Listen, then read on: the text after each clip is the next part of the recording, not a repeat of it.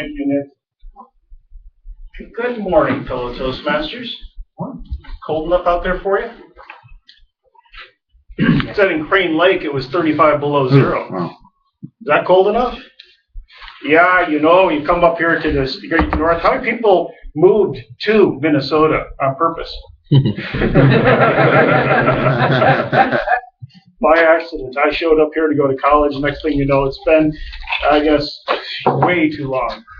But the interesting thing is that Minnesotans are rugged. They're tough people. If you look around, they like to talk about two things: the Vikings and the weather. And if it's not that, I guess we'll fall back on the Vikings again. And being that the Vikings are doing so wonderful this year, I guess you look at what it is about everything that's going on now. I've been in the Twin Cities for a while. I've got a wife. I've got two kids.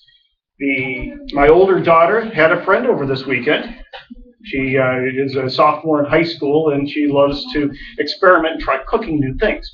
And so the idea this weekend was we were going to go out and create, she found this recipe for orange chicken. Now, I don't know if you know what orange chicken is. It's not where you take the chicken, you stuff a bunch of oranges in it. That is not orange chicken, but you actually have to cut it up. You have to fry it. There's a little bit of spices going on. There's some really nice stuff you do with cornstarch, and it turns out to be this really great thing.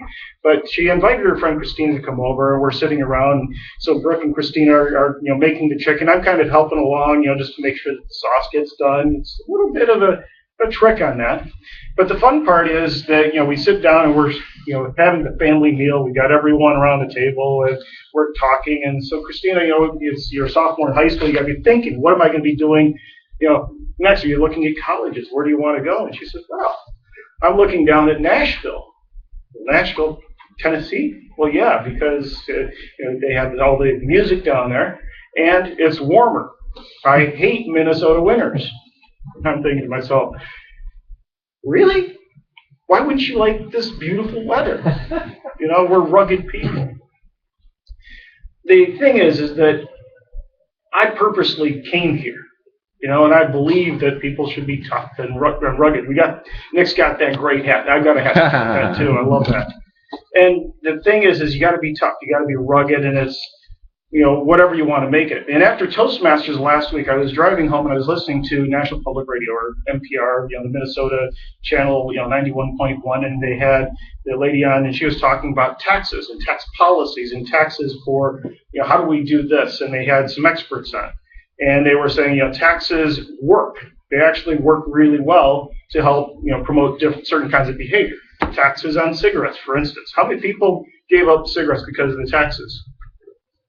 Right, because it's just way too expensive. If you're going to be smoking, you've got these different sin taxes that they can go out and they can put on different things to try to promote certain types of behavior.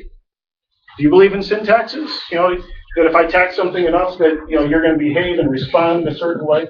The challenge is trying to figure out, are those taxes actually going to cause that kind of behavior? Sin taxes, we tax alcohol. We tax, I guess we promote gambling, don't we? That other great thing that Minnesotans love to talk about.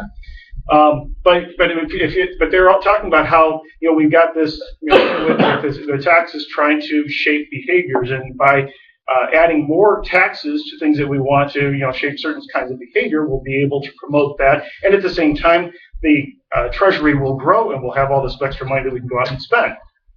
And then they also talk about how they had another expert on, and he was talking about the taxing the rich, because the rich have too much money, and the thing to do is to tax the rich, because then everyone will have more.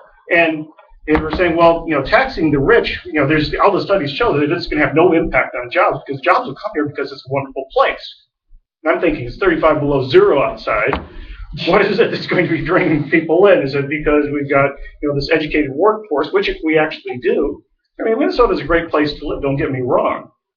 But if you're going to be going out and saying we're going to tax the rich and it's going to have no impact on jobs and on employment, and at the same time you're saying that if I tax cigarettes it's going to reduce smoking, which way do you actually believe?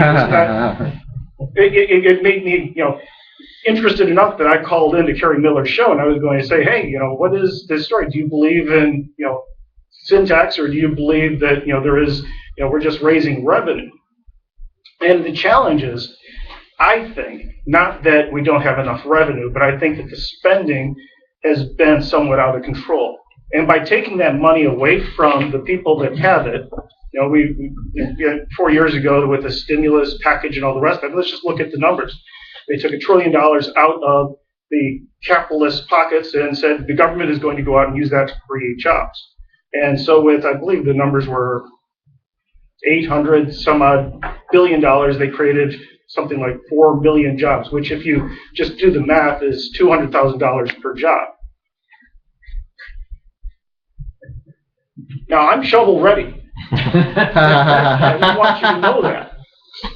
And so as we're sitting there at dinner and we're talking with Christina, I was like, so you want to leave Minnesota when we've got such a great economy, so many great things going on, and yet it's the ruggedness of being a Minnesotan that really brings us all home. So the question is, what are you going to do if you make orange chicken? What are you going to make with it? Mr. Topic Master.